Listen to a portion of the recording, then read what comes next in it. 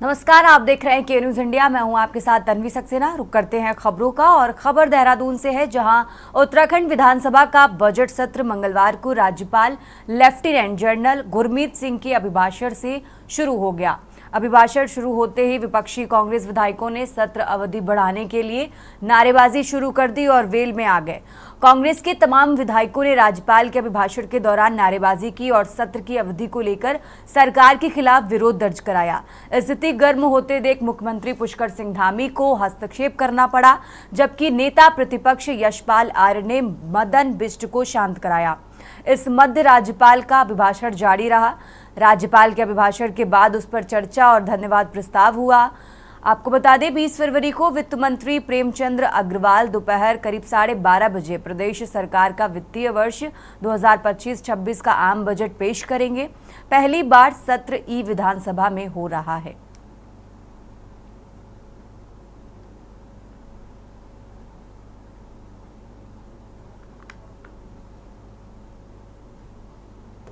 खबरों में आगे बढ़ते हैं। उत्तराखंड विधानसभा ने एक नया और ऐतिहासिक कदम उठाते हुए डिजिटल प्रणाली की ओर कदम बढ़ाया है। मुख्यमंत्री पुष्कर सिंह धामी ने विधानसभा एप्लीकेशन का शुभारंभ किया, जिससे विधानसभा की कार्यवाही अब पूरी तरह पेपरलेस हो जाएगी। इस पहल का उद्देश्य पारदर्शिता, दक्षता और कार्यप्रणाली में सुधार लाना है। ई विधानसभा एप्लीकेशन के माध्यम से विधानसभा की सभी कार्यवाहियां डिजिटल रूप से संचालित की जाएंगी। इससे कागज की बचत होगी और प्रक्रियाओं को ज्यादा सुचारू रूप से निष्पादित किया जा सकेगा। मुख्यमंत्री पुष्कर सिंह धामी ने इस पहल को राज्य के लिए महत्वपूर्ण उपलब्धि बताया। सीएम धामी ने कहा कि बाबा केदार की पवित्र धरा से कहा था कि 21वीं सदी का तीसरा दशक उत्तराखंड का दशक होगा। मुझे विश्वास है कि आज से प्रारंभ हुआ हमारा बजट सत्र माननीय प्रधानमंत्री द्वारा कहे गए शब्दों को चरितार्थ करते हुए आदर्श उत्तराखंड की संकल्पना को साकार करने में महत्वपूर्ण भूमिका निभाएगा। बजट सत्र के शुभारंभ पर माननीय राज्यपाल द्वारा दिया गया अभिभाषण विकसित उत्तराखंड का रोड मैप है। निश्चित तौर पर यह बजट उत्तराखंड की विकास यात्रा को आगे बढ़ाते हुए जनता की आशाओं और आकांक्षाओं को पूर्ण करने में सहायक सिद्ध होगा।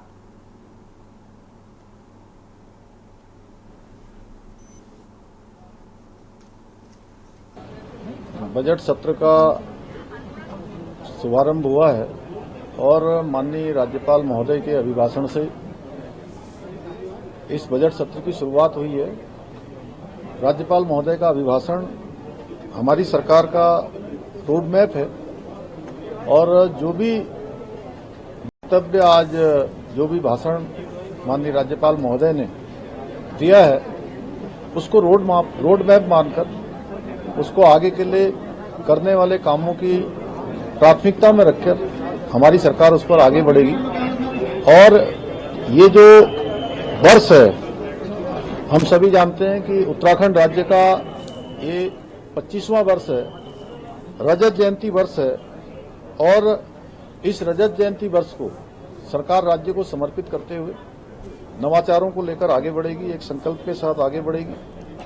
और जो हमारी विकास यात्रा है, इस विकास यात्रा को अनवरत रूप से चलाने के लिए इस बजट में प्रावधान किया जाएगा। और साथ ही माननीय राज्यपाल महोदय के अभिभाषण में सारे बिंदुओं का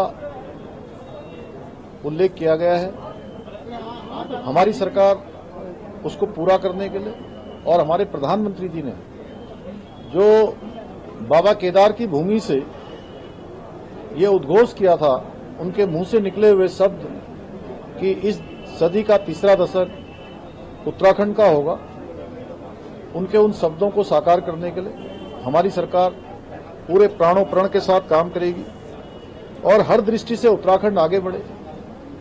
भारत का जो विकसित भारत का संकल्प आदरणीय प्रधानमंत्री जी के नेतृत्व में लिया गया है, उस विकसित भारत के संकल्प को पूरा करने में उत्तराखंड राज्य भी अपना योगदान देगा। खबरों में आगे बढ़ते हैं, रुख करते हैं बड़ी खबर का। देहरादून से बड़ी खबर आपको बता रहे हैं, जहां बजट सत्र के बीच कैबिनेट बैठक आज। ये बड़ी खबर आपको देहरादून से बता रहे हैं, जहां आज सुबह करीब 9:30 बजे मंत्रिमंडल की बैठक होगी। मंत्रिमंडल की बैठक में सीएम धामी शामिल होंगे। ये बड़ी खबर आपको देहरादून से बता रहे हैं। विधानसभा में ये कैबिनेट बैठक होने वाली है और करीब 9:30 बजे का समय जब ये बैठक होगी। 11 बजे विधानसभा की कार्रवाई में शामिल होंगे पुष्कर सिंह धामी। तो बजट सत्र के बीच आज कैबिनेट बैठक होगी। 9:30 बजे का समय जब मंत्रिमंडल की बैठक होगी। देहरादून से बड़ी खबर आपको बता रहे हैं।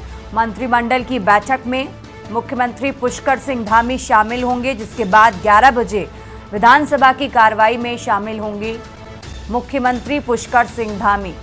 तो देहरादून से बड़ी खबर आपको बता रहे हैं, जहां बजट सत्र के बीच मंत्रिमंडल की आज बैठक होने वाली है। 9:30 बजे का समय जब मंत्रिमंडल की बैठक होगी। आपको बता दें, इस बैठक में सीएम पुष्कर सिंह धामी शामिल होंगे। विधानसभा में ये कैबिनेट बैठक होगी।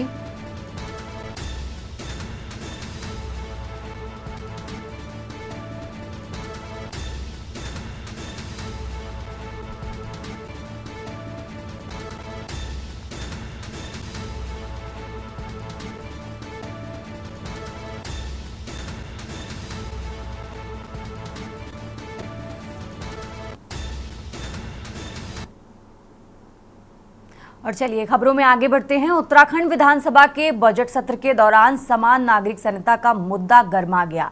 सदन के अंदर कांग्रेस ने इस कानून को लेकर विरोध दर्ज कराया, वहीं सदन के बाहर उत्तराखंड क्रांति दल ने इसका कड़ा विरोध किया। कोटद्वार में यूकेडी कार्यकर्ताओं ने प्रदर्शन कर यूसीसी को रद्द करने की मांग की और एसडीएम के माध्यम से राष्ट्रपति को ज्ञापन भेजा। यूकेडी नेताओं का कहना है कि ये कानून राज्य की सांस्कृतिक और सामाजिक संरचना पर प्रतिकूल प्रभाव डालेगा।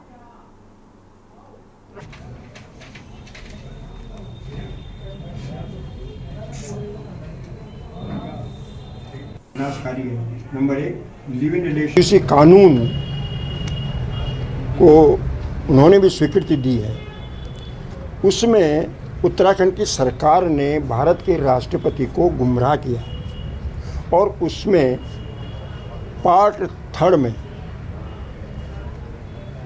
सहवासी संबंध लिव इन रिलेशन का एक कानून बना दिया है। ऐसा कानून जो परिवारों के लिए, समाज के लिए विनाशकारी है, असंतोष फैलाने वाला है, अपराध बढ़ाने वाला है, सनातन धर्म को नष्ट करने वाला है, उत्तराखंड देवभूमि की संस्कृति को नष्ट करने वाला है। उसका कोई रुक करते हैं अगली खबर का। उत्तराखंड विधानसभा के बजट सत्र के पहले दिन पूर्व विधायक भीमलाल आर्य ने भू कानून, मूल निवास और रोजगार की मांग को लेकर विधानसभा के बाहर विरोध प्रदर्शन किया। अचानक हुए इस प्रदर्शन के बाद पुलिस ने उन्हें अपनी हिरासत में ले लिया। पूर्व विधायक ने सरकार से प्रदेशवासियों के अधिकारों की रक्षा करने की अपील की है।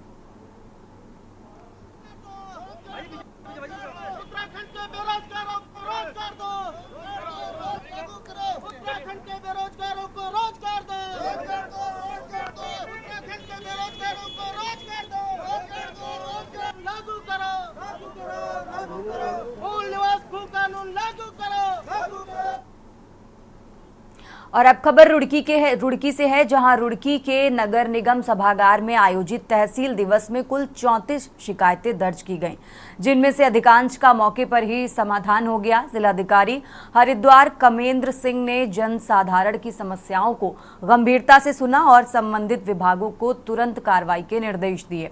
तहसील दिवस में प्रमुख शिकायतें पुलिस विभाग से जुड़ी थी, जिनमें चोरी, अवैध कब्जे और मारपीट से संबंधित मामले थे। इसके अलावा नगर निगम और राजस्व विभाग से जुड़ी शिकायतें भी दर्ज की गईं, जिनमें जल भराव, सड़क मरम्मत, संपत्ति विवाद और दस्तावेजों में गड़बड़ी की समस्याएं थी। जिसके बाद जिलाधिकारी ने अधिकारियों से कहा कि लंबित शिकायतों का समाधान जल्द से जल्द किया जाए और शिकायतकर्ताओं को संतोषजनक समाधान प्रदान किया जाए। तहसील दिवस की पहल को लेकर फरियादियों ने प्रशासन की सराहना की और विश्वास जताया कि उनकी समस्याओं का समाधान जल्द मिलेगा। तहसील दिवस रुड़की तहसील में आयोजित हुआ है। सभी जिला स्तरीय अधिकारी यहाँ उपस्थित थे और इसमें कुल 34 शिकायतें आज प्राप्त हुई हैं, जिसमें से कतिपय शिकायतों पे तत्काल मौके पे भेजा गया है समाधान के लिए और कतिपय शिकायतों के लिए लोगों को निर्देशित किया गया विभागों को कि तत्काल उनकी शिकायत समाधान करके यहाँ पर भेजें। इसके अलावा 4 शिकायतें पुरानी तहसील दिवसों की पेंडिंग थी, उनके बारे में व्यक्त करके चर्चा हुई है और निर्देश दिए गए हैं कि उनको 3-4 दिन के अंदर समाधान करके यहाँ पर भेज दें। खबरों में आगे बढ़ते हैं। डोईवाला दुधली देहरादून मार्ग के 7 किलोमीटर मार्ग को चौड़ा करने की मांग को लेकर दुधली क्षेत्र के जनप्रतिनिधियों ने दुधली के नागल ज्वालापुर में गन्ना सेंटर पर तंबू लगाया और शासन प्रशासन के खिलाफ धरना प्रदर्शन किया। देहरादून में विधानसभा सत्र चलने के कारण दुधली के आंदोलन को खत्म करने डोईवाला तहसील प्रशासन लोक निर्माण विभाग अधिकारियों के संग पहुंचा, लेकर आंदोलनकारी लोगों ने कहा कि पहले 3 मुख्यमंत्रियों की घोषणा के बाद भी सड़क चौड़ीकरण नहीं होने से वो नाराज हैं। प्रशासन के खिलाफ आंदोलनकारियों ने उग्र होते हुए सड़क जाम कर बड़े अधिकारियों को मौके पर बुलाने की मांग की। तत्काल डोईवाला के तहसीलदार सोहन सिंह रांगड़ और कोतवाली के प्रभारी निरीक्षक इंस्पेक्टर कमल कुमार लूंठी ने उच्च अधिकारियों से बातचीत की और मौके पर लोक निर्माण विभाग डोईवाला के अधिशासी अभियंता को बुलाया, जिसके बाद आंदोलनरत लोगों से बातचीत की गई। आप लोगों को पता ही है कि ये रोड पहले तो सरकार को हम जगाना चाहेंगे, सरकार जाग जाए, क्योंकि ये मार्ग दुधली डोईवाला मार्ग काफ़ी क्षतिग्रस्त है और बहुत छोटा है। चौड़ीकरण के लिए हमने इसके लिए धरना प्रदर्शन किया है। देखिए, हम रणनीति आगे की तो ये है कि ये आश्वासन पे आश्वासन दिए जा रहे हैं। हमारा सरकार से सिर्फ इतना निवेदन है, जैसे चौड़ीकरण का अगर आप लोगों ने एक बार दे दिया तो इसको चौड़ीकरण कर दो ना। आज यहाँ दिन पर दिन एक्सीडेंट होते रहते हैं, आज किसी और का बच्चा, कल किसी और का बच्चा, हमारे बच्चे भी सड़कों में चलते हैं। दुख का विषय है कि एक मूलभूत समस्या को लेकर हम लोगों को आज यहाँ धरना प्रदर्शन देना पड़ रहा है, रोड को जाम करना पड़ रहा है। और ये प्रदर्शन खाली एक ही दिन का नहीं है, कई सालों से आंदोलन इस दूधली क्षेत्र की जनता, पूरे मारखम ग्रांट क्षेत्र की जनता कर रही है। और ये सड़क की जो मांग है, सिर्फ 6.5 किलोमीटर चौड़ी ये सड़क बननी है। और इसकी घोषणा पूर्व में विजय बहुगुणा जी जब थे मुख्यमंत्री वो कर चुके हैं, निशंक जी इसकी घोषणा कर चुके हैं, त्रिवेंद्र सिंह रावत जी घोषणा कर चुके हैं। और डोईवाला विधानसभा क्षेत्र का मैं दुर्भाग्य ही कहूँगा ये कि इस क्षेत्र को 2 मुख्यमंत्री मिल चुके हैं, मगर उसके बावजूद ये सड़क नहीं बनी। 2017 की घोषणा है माननीय मुख्यमंत्री जी की, उसमें हमने सारी कार्रवाई कर दी है और इसका जो रोड बनाने का एस्टीमेट है वो हमने भेज, शासन में कुछ ऑब्जर्वेशन थे उसको अमेंड करके दोबारा भी भेज दिया है। दोबारा भेजने के बाद इसकी हमने प्रेजेंटेशन भी अभी पिछले सोमवार को कर दिया है। कुछ प्रेजेंटेशन में ऑब्जर्वेशन थे, उसका दोबारा से हमें प्रेजेंटेशन करना है, जो कि हम 1-2 दिन में कर देंगे और जल्दी इस पे शासन स्तर से जो स्वीकृति की कार्रवाई के संबंध में कार्रवाई की जाएगी। खबरों में आगे बढ़ते हैं। हल्द्वानी में मेयर गजराज बिष्ट लगातार ताबड़तोड़ एक्शन में जुटे हैं। गजराज उसने मंगल पड़ाव, मछली बाजार और वर्कशॉप लाइन में नगर निगम की खाली पड़ी जमीनों का स्थलीय निरीक्षण किया। इस दौरान नगर आयुक्त ऋचा सिंह और सहायक नगर आयुक्त गणेश भट्ट सहित नगर निगम की टीम मौजूद रही। इस दौरान नगर निगम क्षेत्र में खाली पड़ी जमीनों, फट बाजार, पार्किंग और गोदाम सहित अन्य जनहित के कार्यों को करने के निर्देश दिए गए। इस दौरान मीडिया से बात करते हुए मेयर गजराज बिष्ट ने बताया कि नगर निगम की आय बढ़ाने और जनता को सुविधा पहुंचाने की दृष्टि से लगातार निरीक्षण किए जा रहे हैं। साथ ही हल्द्वानी को सुंदर और सुसज्जित हल्द्वानी बनाने के लिए अतिक्रमण हटाने का अभियान भी लगातार जारी है। इसलिए शहर के लोगों का और सभी वर्गों के समाज का उनका साथ चाहिए, जिससे कि हल्द्वानी शहर को सुंदर शहर बनाया जा सके।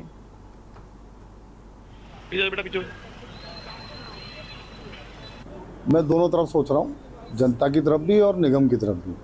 निगम की आय बढ़े, निगम की आय बढ़ेगी तो जनता के लिए सुविधाएं हम ज़्यादा बढ़ा सकते हैं। अभी शहर के अंदर हम वेंडर जोन भी देख रहे हैं, कहीं पर हम मार्केटिंग कॉम्प्लेक्स बना सकते हैं, उसको भी देख रहे हैं ताकि निगम की आय बढ़े। मैं समझता हूँ कि हल्द्वानी के लिए सारी चीज़ें सुव्यवस्थित हो जाएँ। जहाँ तक अतिक्रमण का सवाल है, मैं लगातार कहते आ रहा हूँ कि हल्द्वानी को सुंदर बनाना है, सुरक्षित बनाना है और विकसित बनाना है। तो हल्द्वानी के इन तीनों कामों के लिए मैं जनता का भी सहयोग चाहता हूँ, पत्रकारों को भी सहयोग चाहता हूँ। मैं समझता हूँ जो इस हल्द्वानी की जनता है, आम सब लोग हैं, ये हम सब की हल्द्वानी है, हम सब लोगों की हल्द्वानी है। तो हम सब लोग प्रयास करेंगे तो निश्चित रूप से हल्द्वानी अच्छी बनेगी, सुंदर बनेगी। रुक करते हैं अगली खबर का। उत्तराखंड हाईकोर्ट ने रुड़की हरिद्वार के निर्दलीय विधायक उमेश कुमार और पूर्व विधायक प्रवर सिंह चैंपियन के बीच हुई गोलीबारी और गाली गलौज की घटना का स्वतः संज्ञान लिया। कोर्ट की एकल पीठ ने उमेश शर्मा की तरफ से प्रस्तुत प्रार्थना पत्र का अवलोकन करते हुए अन्य विपक्षियों से आपत्ति पेश करने को कहा। मामले की अगली सुनवाई आपको बता दें 10 मार्च को होगी। उमेश शर्मा की ओर से वरिष्ठ अधिवक्ता कपिल सिब्बल ने कोर्ट में उनका पक्ष रखा और कोर्ट ने इसे रिकॉर्ड कर लिया।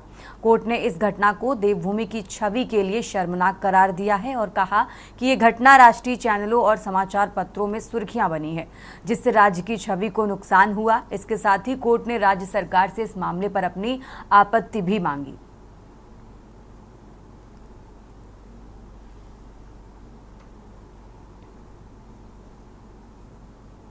खबर उत्तराखंड में आगे बढ़ते हैं। हरिद्वार जिला अस्पताल में भर्ती पूर्व विधायक प्रणव सिंह चैंपियन अब पूरी तरह से फिट हैं, लेकिन अस्पताल से डिस्चार्ज किए जाने के बाद भी चैंपियन अस्पताल से जाने के लिए तैयार नहीं हैं। इलाज के बाद उनके स्वास्थ्य में सुधार होने के बाद डॉक्टरों ने चैंपियन को रेफरल डिस्चार्ज कर दिया है, लेकिन चैंपियन जाने में असमर्थता जताते हुए अस्पताल के HDU वार्ड में जमे हुए हैं। HDU वार्ड घिरा होने के चलते जरूरतमंद मरीजों को भी इसका लाभ नहीं मिल पा रहा। शनिवार रात को चैंपियन को लूज मोशन और ब्लीडिंग की शिकायत पर अस्पताल में भर्ती कराया गया था। चैंपियन को हायर सेंटर भेजा गया और इसके बाद वापस जेल भेजा जाए, इसको लेकर जिला प्रशासन और जेल प्रशासन स्थिति स्पष्ट नहीं कर पा रहा है।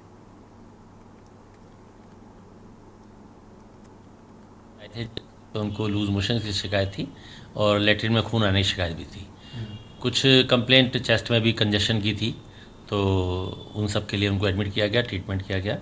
स्टेबल हैं, वो ठीक हैं और डॉक्टर्स ने अपनी राय दे दी है। उनके हिसाब से उनको कुछ इन्वेस्टिगेशन कराने थे, जिनके लिए एक रेफ़र किया गया था और डॉक्टर्स ने अपना डिस्चार्ज बना दिया है उनके लिए। अब डिस्चार्ज के बाद की जो प्रक्रिया है वो फॉलो की जाएगी। ये तो डिस्चार्ज पेपर तो कल ही तैयार हो गया था, लेकिन कल उन्होंने थोड़ी समर्था व्यक्त की थी। आज थोड़ा सा अनहेल्दी फील कर रहे हैं, तो उन्होंने अभी आज नहीं गए हैं, लेकिन डिस्चार्ज पेपर तैयार है। किन चीज़ों के लिए आगे किस तरह के फर्दर आगे जो टेस्ट होने हैं कि जिसके लिए दून हॉस्पिटल वो सारे टेस्ट फिजिशियंस ने और सर्जन ने लिखे हैं, जो लीवर से और उससे आंतों से संबंधित हैं। गैस्ट्रोएंटरोलॉजिस्ट की ओपिनियन भी उन्होंने लिखी हुई है और उसके बाद ही सारी चीज़ें डिसाइड की जाती हैं। हाँ, अभी वो यहीं पे हैं, यहीं पे उनका इलाज चल रहा है। और अब खबर दुधली से है, जहां डोईवाला सड़क चौड़ीकरण की मांग को लेकर दुधली क्षेत्र के जनप्रतिनिधि और ग्रामीणों ने जोरदार धरना प्रदर्शन शुरू किया। देहरादून में विधानसभा सत्र के बीच प्रशासन के अधिकारी आंदोलन को समाप्त करने के लिए पहुंचे, लेकिन ग्रामीणों का गुस्सा प्रशासन के रवैये के खिलाफ उबाल उठा। इस दौरान डोईवाला, कोतवाल और पुलिस फोर्स के साथ ग्रामीणों ने सड़क जाम कर दिया, जिससे आंदोलन और उग्र हो गया। ग्रामीणों ने सड़क चौड़ीकरण की जल्दी कार्रवाई की मांग की है।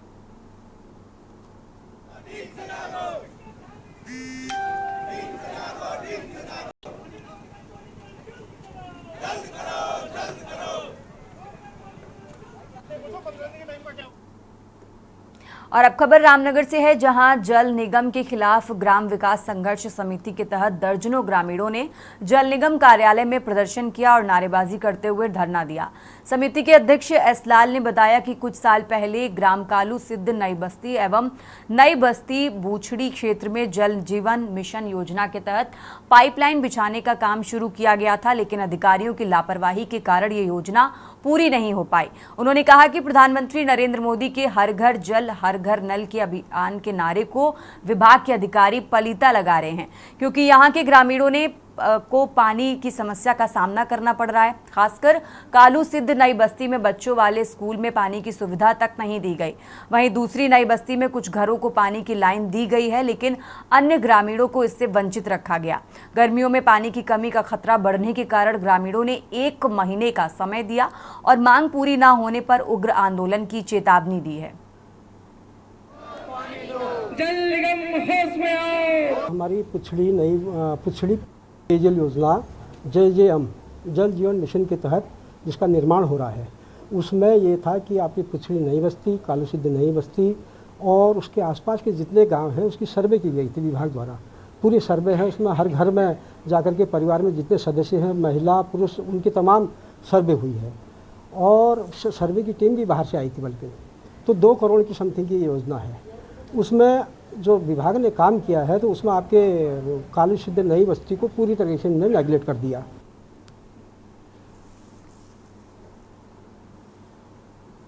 और चलिए खबरों में आगे बढ़ते हैं। सितारगंज में मंडलायुक्त दीपक रावत ने उपजिलाधिकारी कार्यालय और तहसील कार्यालय का निरीक्षण किया। इस दौरान उन्होंने एसडीएम न्यायालय में लंबित वादों की जानकारी ली और पुराने वादों को तुरंत निस्तारण के लिए तुरंत तारीखें लगाने के निर्देश भी दिए। मंडलायुक्त ने न्यायालय में 65 पुराने वादों का जिक्र करते हुए सरकार के आदेशों का पालन करने की बात कही। निरीक्षण के दौरान मंडलायुक्त ने पंजीकरण से बाहर फाइलों को देखकर गहरी नाराजगी व्यक्त की और मामले की गंभीरता को देखते हुए डीएम ने अनुशासनिक कार्रवाई करने को कहा। इसके साथ ही वाद पंजिकाओं के उचित रखरखाव और समय पर ऑनलाइन अपडेट के निर्देश भी दिए। मंडलायुक्त ने अधिवक्ताओं से भी बातचीत की और जन समस्याओं को सुना। साथ ही सितारगंज चीनी मिल के 22 मेगावाट पावर प्लांट का भी निरीक्षण किया।